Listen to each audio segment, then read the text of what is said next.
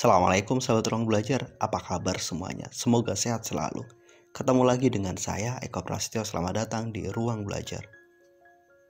Apa jadinya jika kamu naik sebuah mobil itu kemudian dipacu terus-menerus 24 jam menuju ke 48 jam, bahkan sampai dengan 56 jam tanpa henti? Bisa jadi mobil itu akan meledak. Bisa jadi sang sopir akan mengalami kecelakaan karena mereka nggak berhenti sama sekali. Atau contoh lain, jika kamu menulis tanpa ada spasi pada setiap katanya, bisakah orang merasa nyaman ketika membaca huruf-huruf yang kamu rangkai dalam tulisan tersebut?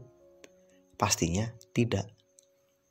Atau apa jadinya jika kamu setiap hari bekerja tanpa mengenal waktu? Pagi, siang, sore, bahkan malam. Mungkin awalnya kamu nyaman, tapi setelah beberapa lama kemudian tubuhmu mulai protes dan kamu pun mulai sakit-sakitan. Pada titik inilah kita butuh yang namanya jeda. Kendaraan yang dipacu terus-menerus, mereka punya potensi mengalami kerusakan, kehancuran, bahkan kecelakaan. Oleh karena itu, setiap kendaraan yang kita gunakan butuh jeda, butuh berhenti sesaat. Tulisan yang tersusun dari rangkaian huruf kemudian menjadi kata, itu juga butuh jeda, butuh spasi. Tanpa adanya spasi, tulisan itu akan sulit kita nikmati.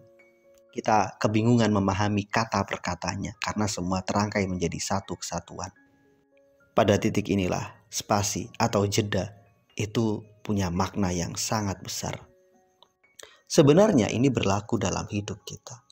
Kemampuan kita memahami jeda yang kita butuhkan, yang dibutuhkan pikiran kita, tubuh kita, rasa kita, itu sangat penting.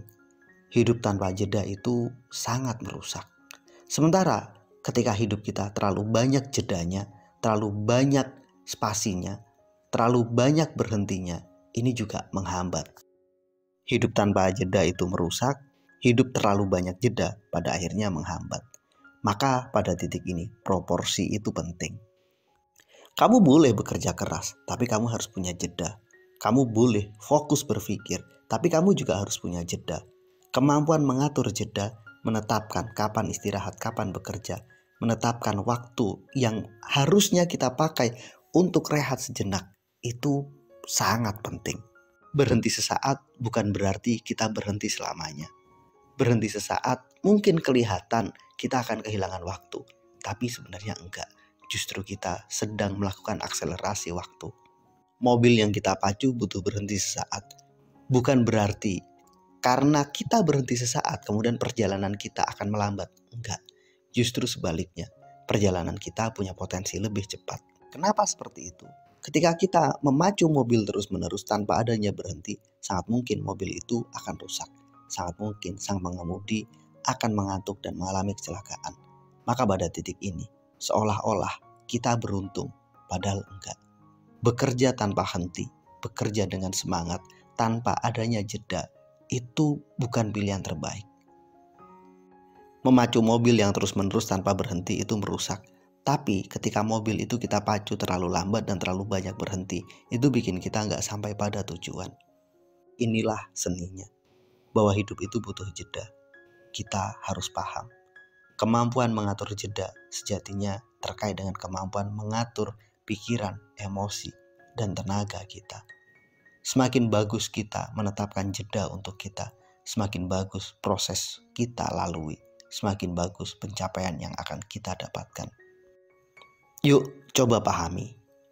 Jangan-jangan yang bikin kamu gak sukses bukan karena kamu gak usaha, tapi karena usahamu gak mengenal jeda. Kamu harus paham kapan waktu istirahat, kapan waktu berhenti. Kamu harus ngerti itu.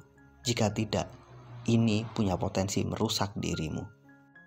Yuk lebih bijak dalam mengatur waktu jeda, karena memang itu kebutuhan kita. Tanpa adanya jeda, bisa jadi hidup kita akan kehilangan makna.